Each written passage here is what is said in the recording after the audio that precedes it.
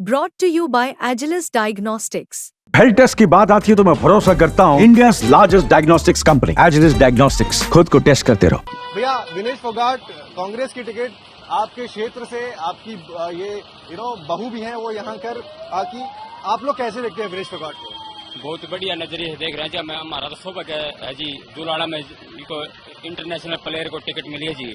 जुलाना तो बहुत ही पिछड़ा एरिया था जी, और हम तो सौभाग्यशाली मानते हैं, और हम इसको बिल्कुल एक तरफा से जिताएंगे जिसको, कोई टक्कर में नहीं है जिसके, ना कोई बीजेपी है, ना कोई इनेलो है, ना कोई जेजेपी, सिर्फ एक तरफा जीत रहे। 50,000 से लीड मान रहे हैं जी हम इसको।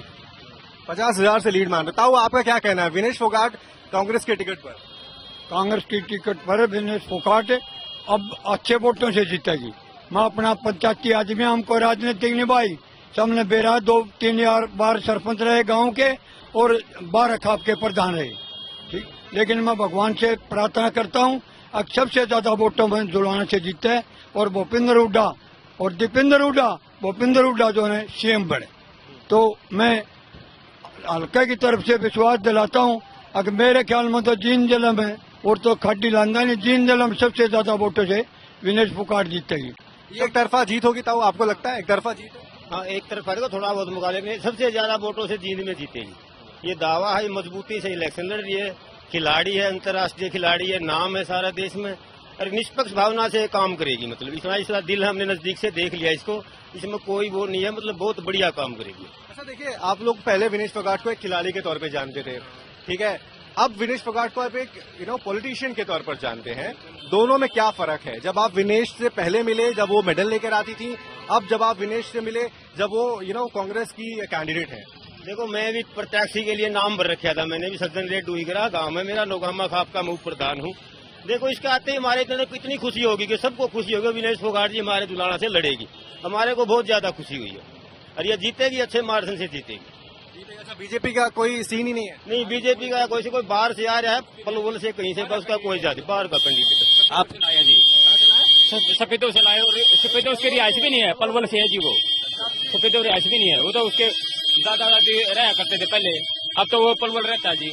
उसको कोई वो गांव का पता नहीं, कितने वार्ड हैं, कितने वो हैं, कुछ भी नहीं पता यहाँ कितने। फिर क्या वजह है कि विनेश फोगाट को आप सब इतना पसंद कर रहे हैं? ऐसा क्या है, उन्होंने क्या बातें कही? आप दिख जाएगा, देसी की हिंदी रम दिख जाएगा, अच्छा इंसान होगा तो सब अच्छा होगा। संघर्ष किया जी उसने बचपन से, मतलब जमीन से ऊपर उठी है वो, जुझारूपन दिखाया जी उसने, कैसे उसने सरकार के खिलाफ लड़ाई लड़ी, पहलवानों के लिए यौन शोषण में जो ब्रजभूषण है उसके खिलाफ लड़ाई ली, और उसके बाद भी फिर भी अपने आप को तैयार किया और ओलंपिक में गई, और वो फिर इस राजनीति का शिकार हुई है।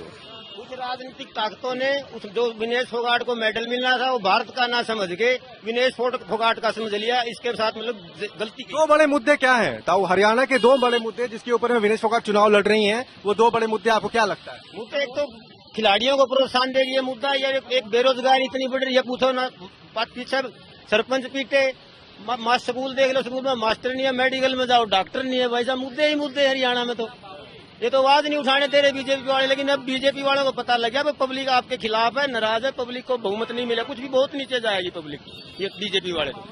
तो अगर आप ऐसे देखें ना, अभी का हाल फिलहाल का इंटरेस्ट, या फिर आप यूं कहें कि हाल फिलहाल में इस जगह पर हरियाणा में खास तौर से क्यों विनेश फोगाट, जब जुलाना से उनको टिकट मिला, और अब मैं अपने सहयोगी से बोलूंगा थोड़ा आगे मैं तस्वीरों में दिखाऊंगा, ये है विनेश फोगाट का ऑफिस, जिसको आप बोलते हैं कि चुनाव का जो कार्यालय है, जहां से सारी चीजें, दिन का प्लान तैयार किया जाता है, रूपरेखा तैयार की जाती है कि आज विनेश फोगाट कौन से क्षेत्र में जाएंगी, किन किन लोगों से मिलेंगी।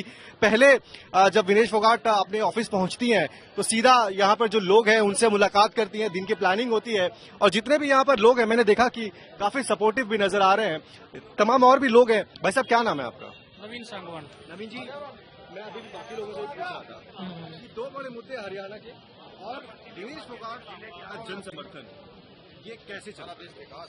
ऐसा है, विनेश फोगाट जो है एक बहुत बढ़िया खिलाड़ी, जो इसके साथ अन्याय हुआ है, इसके साथ जो अत्याचार जो बीजेपी सरकार ने किया है, उससे लोगों में भारी रोष है, इसलिए इसको राजनीति में आना पड़ा, और भारी मतों से जुलाना से विजय होगी।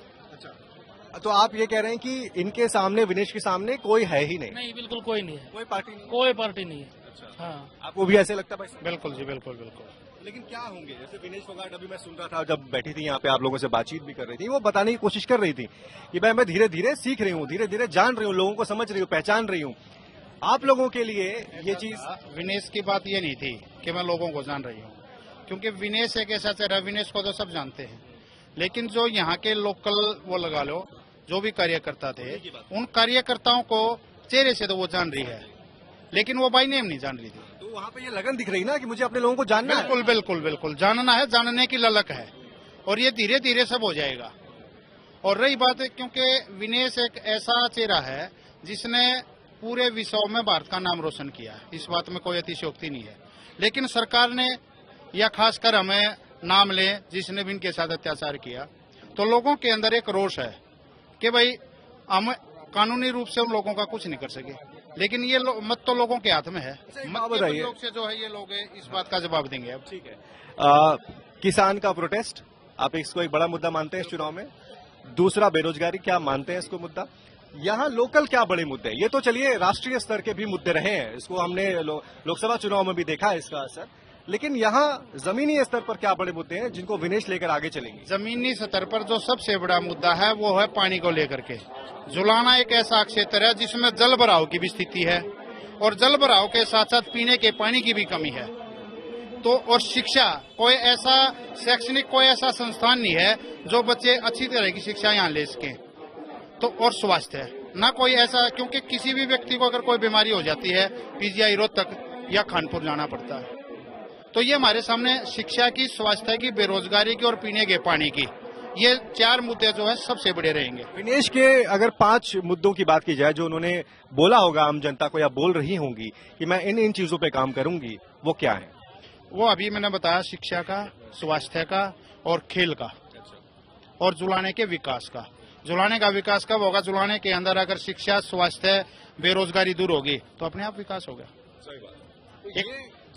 तो ये आप देखेंगे कि जो आम जनता है यहाँ, या जो उनके समर्थक हैं, उनको पूरा भरोसा है कि अगर 3-4 बड़ी चीजें हो, चाहे वो शिक्षा हो, स्वास्थ्य हो, पानी की व्यवस्था हो और जो रोजगार मिलने की अपॉर्चुनिटी है, वो सारी चीजें विनेश के इस चुनाव के कुछ प्रमुख मुद्दे होंगे जिनको लेकर वो आगे चल रही हैं, लोगों से मिल रही हैं।